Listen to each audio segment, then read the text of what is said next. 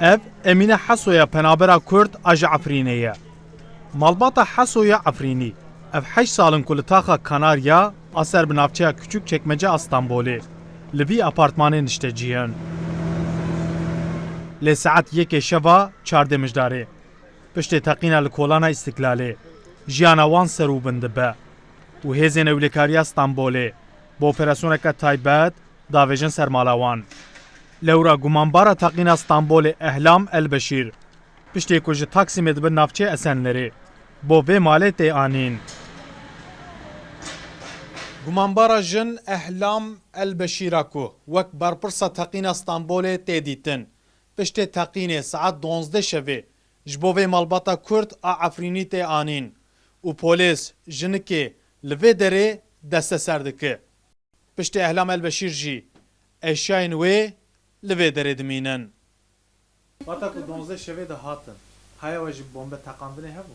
خدیجه کره احمد بو گو هانی جا جمع مگو افکیه گو جیرانی او میوانی مایه گوی هر اروپا هاترونش مجی چای چیکر قده حق چاوه خور گو از جمع دیمه پاترونک بیره هبو یکی عسکری بو گو اش حلبم گو هارک بیولی ویده بو یک ویداوی بو و یک رش بو مویره گوشی مگو بنز یعنی شکلت نه سوریایه تشکوی گو از سوریم Li gorî ku Emine Heso û kurê wê Mehmûd dibêjin, Ehlam Elbeşîr di saet 12 şevê da ji aliyê cînarên wan ên berê yên Ereb ve wek mêvan bo mala wan tê anîn.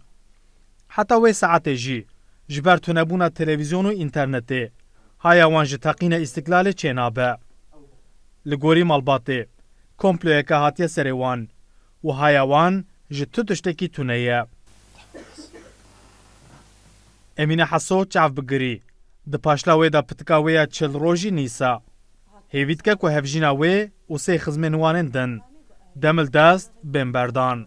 زلامه من جی شاته بو شغلی خو نانی خو خار گو افکیه و هانیه جمن گوش ور درخن گو سری ما ویرا بیشی دربه گوش مالیم ببن علاقه ما جنینه گو افکیه و هانیه مالیم و ذاتن ما دی بولیسات نه خودل مجی خستن زاروکی مجی خستن زلامه من ما همه کا خستن نه تشتکی ما تیتنا نام ناس دکن کیه چیه ام نزان والله ام نزان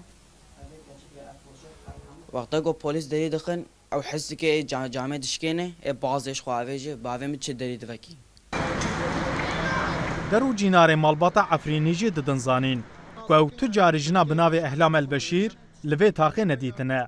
yani wancı nizaniye ابده سال بدریم از آرکی خسر کم وی ریقلان میشکن ما وجنی تجاره راستا اینه حتما آره باش بابا آیک باش بابا hani görüm aşı imam aşağı yani dven olmadan ne kavuluyor bun insan oluyor bun Laliyê din derbarê teqîna li ser kolana İstiklalê ya Stenbolê da ku di encamê de 6 kesan canê xwe ji dest dabûn û 81 kesan jî birîndar bûbûn.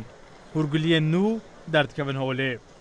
Li gorî Wezîrê Dadeyê Tirkiye Bekir Bozda hejmara wan kesên ku bi tometa teqîna İstiklalê hatine desteserkirin gîştiye 5 kesan. Omer Sönmez, Rûdaw, Stenbol.